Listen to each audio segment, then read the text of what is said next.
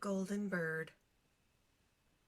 A certain king had a beautiful garden, and in the garden stood a tree which bore golden apples. These apples were always counted, and about the time when they began to grow ripe, it was found that every night one of them was gone. The king became very angry at this and ordered the gardener to keep watch all night under the tree. The gardener set his eldest son to watch, but about 12 o'clock he fell asleep, and in the morning another of the apples was missing. Then the second son was ordered to watch, and at midnight he too fell asleep, and in the morning another apple was gone.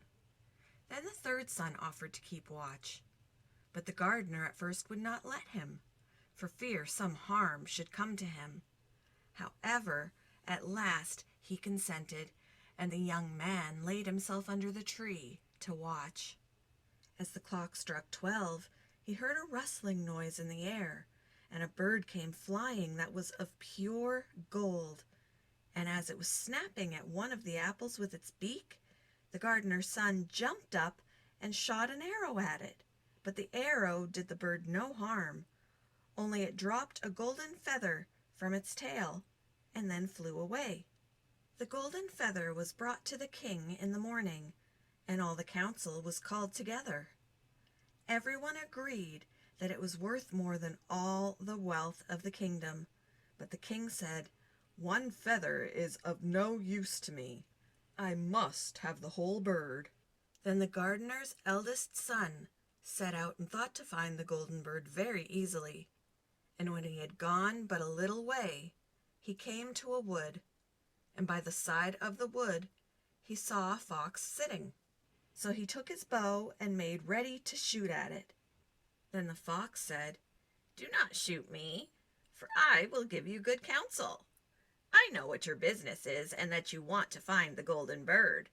You will reach a village in the evening, and when you get there, you will see two inns opposite to each other, one of which is very pleasant and beautiful to look at. Go not in there, but rest for the night in the other, though it may appear to you to be very poor and mean."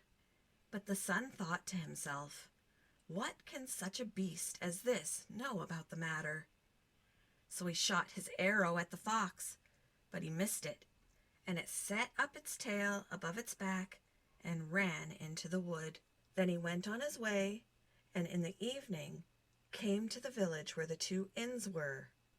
And in one of these were people singing and dancing and feasting, but the other looked very dirty and poor. "I should be very silly," said he, "if I went to that shabby house and left this charming place." So he went into the smart house, and ate and drank at his ease, and forgot the bird and his country too. Time passed on, and as the eldest son did not come back, and no tidings were heard of him, the second son set out, and the same thing happened to him. He met the fox, who gave him the good advice, but when he came to the two inns, his eldest brother was standing at the window where the merrymaking was, and called to him to come in. And he could not withstand the temptation, but went in, and forgot the golden bird and his country in the same manner. Time passed on again, and the youngest son too wished to set out into the wide world to seek for the golden bird. But his father would not listen to it for a long while, for he was very fond of his son, and was afraid that some ill luck might happen to him also, and prevent his coming back. However, at last it was agreed he should go, for he would not rest at home, and as he came to the wood, he met the fox, and heard the same good counsel. But he was thankful to the fox, and did not attempt his life as his brothers had done. So the fox said, "Sit upon my tail, and you will travel faster." So he sat down, and the fox began to run, and away they went over stock and stone, so quick that their hair whistled in the wind.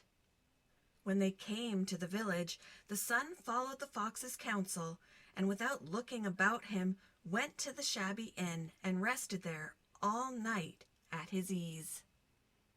In the morning came the fox again, and met him as he was beginning his journey, and said, "Go straight forward till you come to a castle, before which lie a whole troop of soldiers fast asleep and snoring.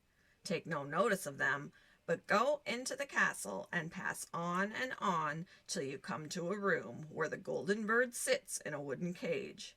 Close by it stands a beautiful golden cage, but do not try to take the bird out of the shabby cage and put it into the handsome one. Otherwise you will repent it."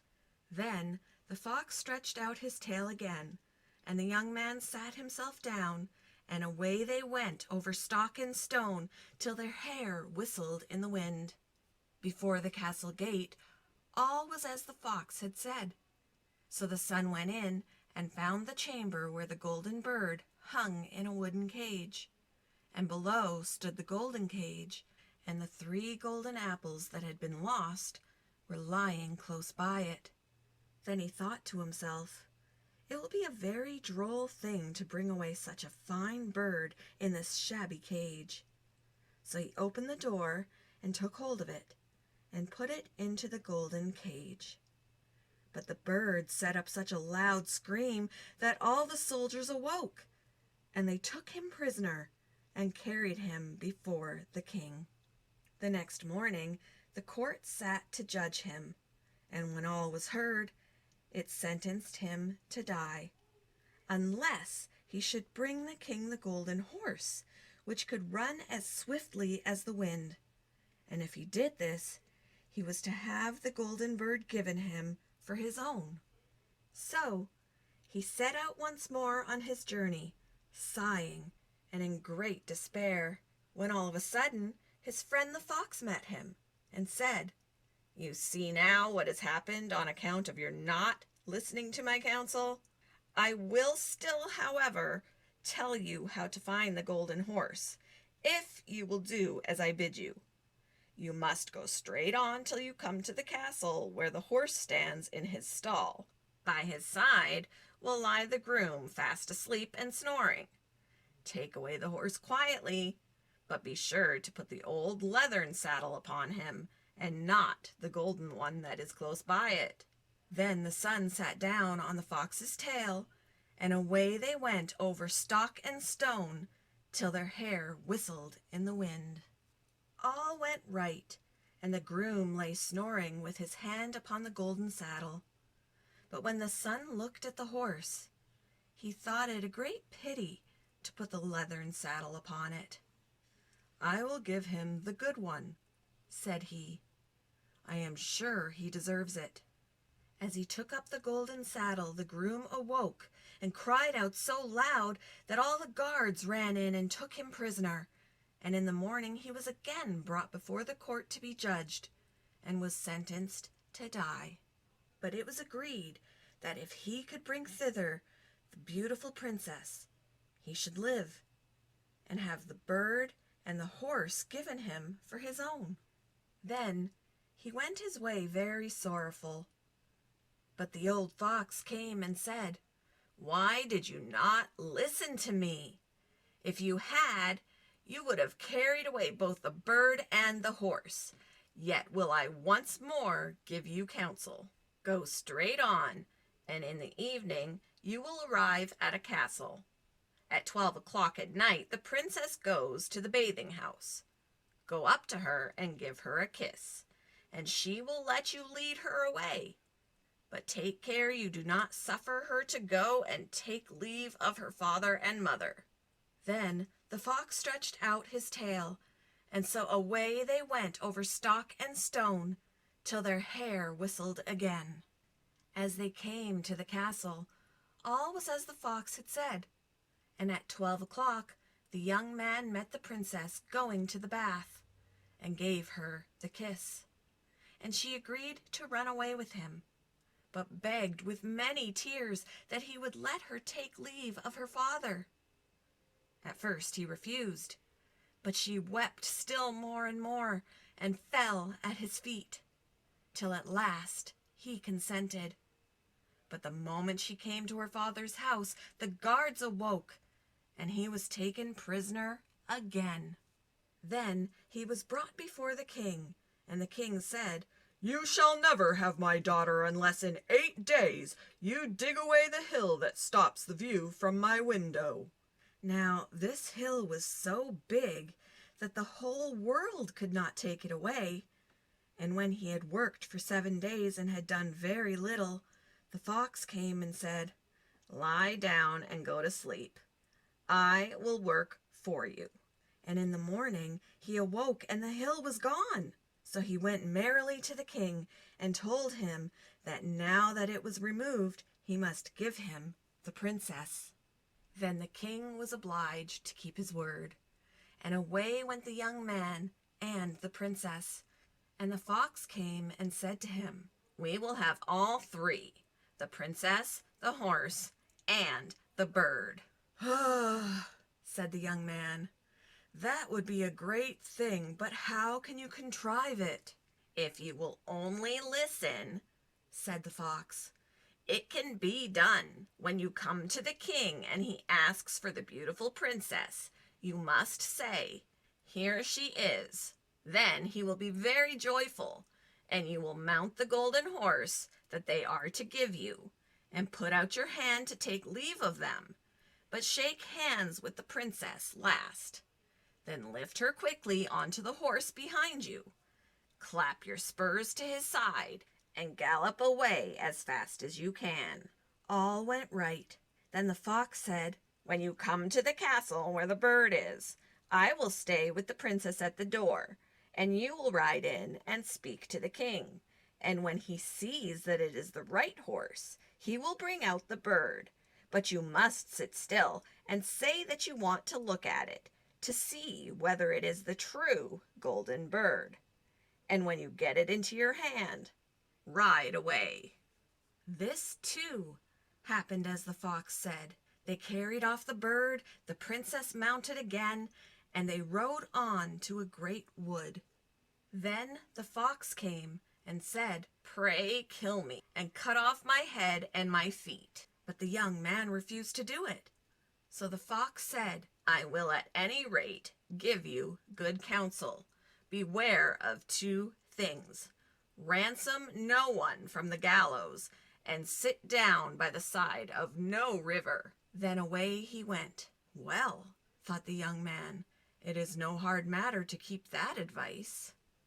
He rode on with the princess, till at last he came to the village where he had left his 2 brothers, and there he heard a great noise and uproar.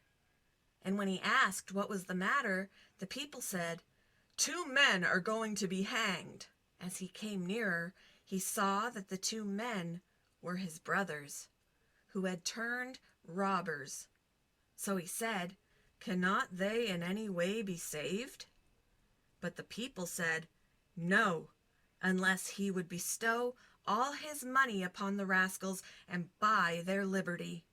Then he did not stay to think about the matter, but paid what was asked, and his brothers were given up, and went on with him towards their home.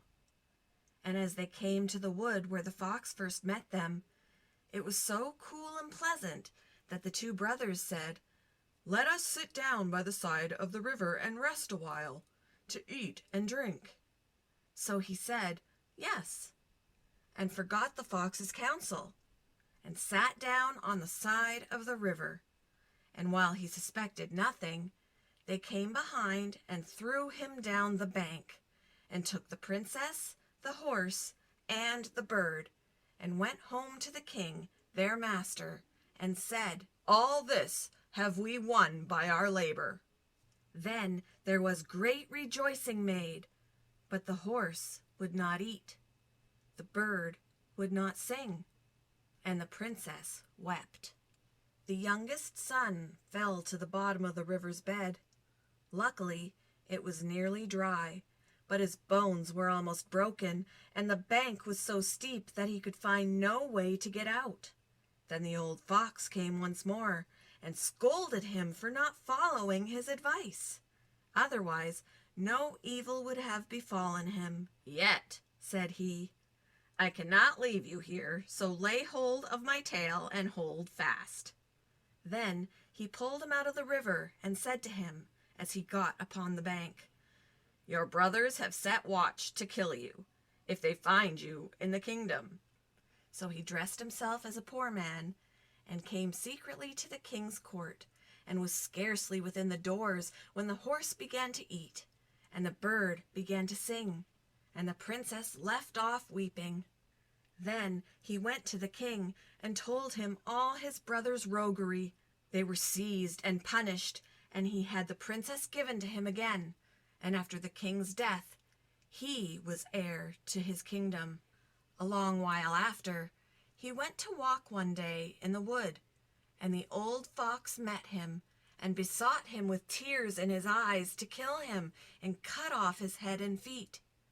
And at last he did so, and in a moment the fox was changed into a man, and turned out to be the brother of the princess, who had been lost a great many, many years ago.